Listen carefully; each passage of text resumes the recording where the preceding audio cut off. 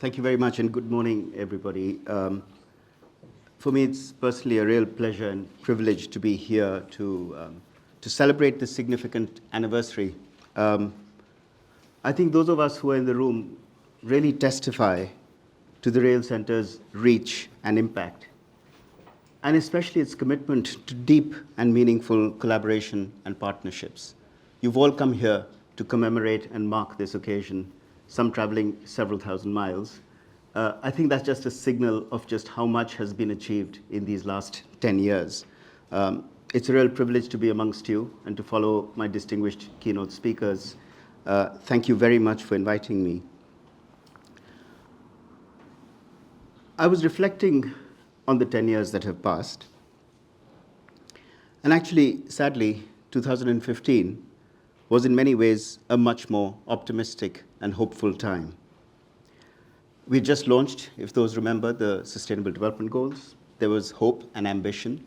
There was an expectation that the following 15 years would be ones in which we would really see progress being made towards achieving meaningful and decent lives for all of humanity. Unfortunately, 2025 seems like a much darker time, especially for children and women. Equitable access and learning have a much more challenging environment today than in 2015 when the Rail Centre was launched. So let me remind you with some examples that are worth rehearsing but very well known to the audience in this room.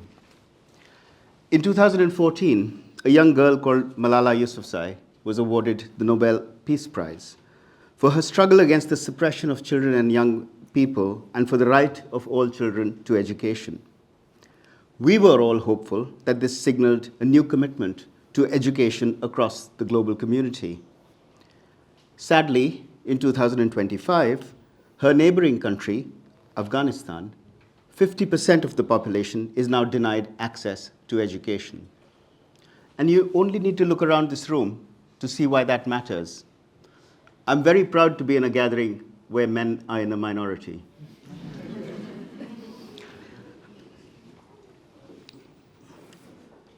In 2020, the impact of COVID had devastating impacts on education worldwide.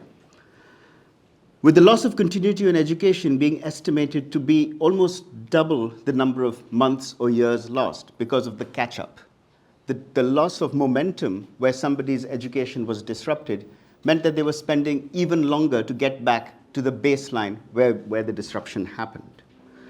This was particularly impacting the most vulnerable groups, those who didn't have the private means to secure an education, and therefore the impact was inevitably disproportionately felt by those who were most in need.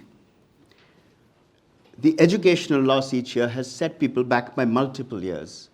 I think we are still trying to catch up.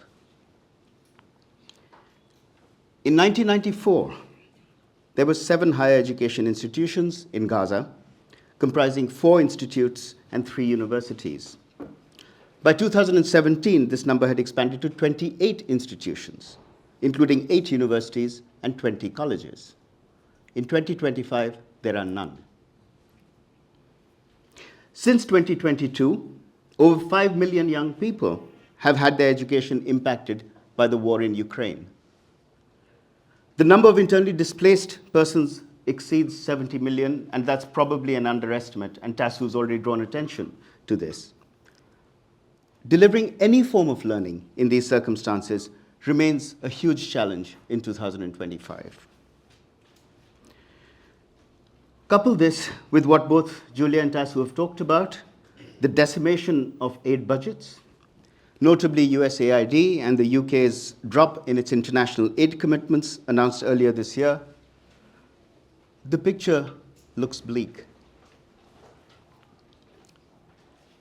So while depressing, I think there is nothing more important than the work that the Rail Centre is committed to.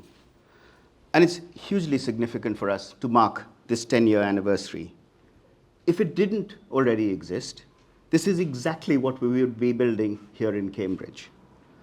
For an institution that has at its core, as its mission, the delivery of education, we have to, firstly, call out the challenges that lie ahead, the very tragic human choices that are driving these circumstances, and the impacts that these are having on the most vulnerable people in the world.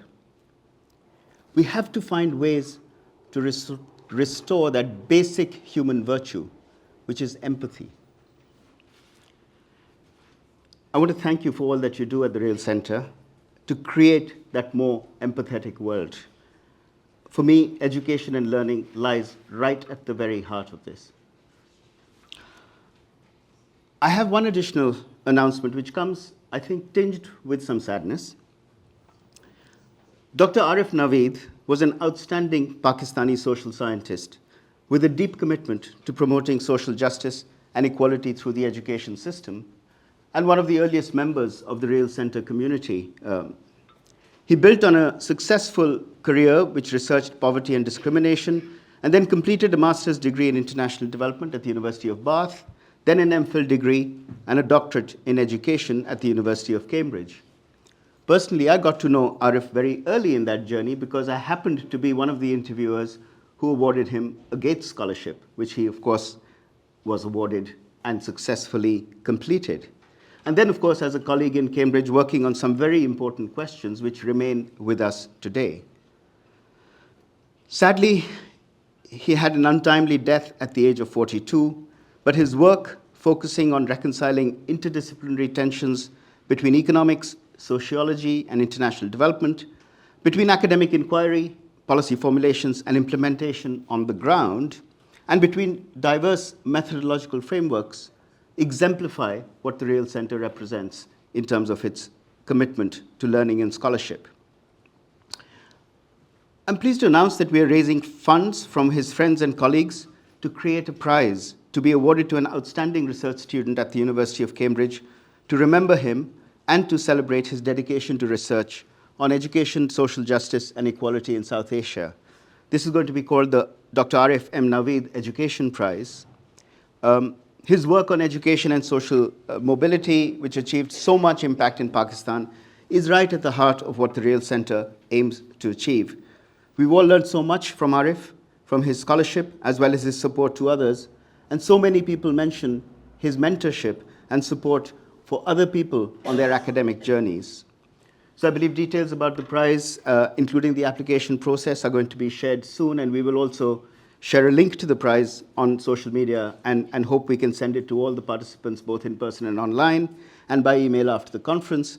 Please do send it to your networks, alert people about this. I know that lots of Arif's friends and colleagues worldwide are very keen to commemorate his life and to celebrate what he has done already. So please do circulate this to others. And with that, I just wanted to thank everyone for being here, for inviting me to open this very significant occasion. And I wish us all great success in the years that lie ahead. As I said, the 10 years ahead are going to be even more challenging, but there is no one better placed to take that forward than the Rail Center.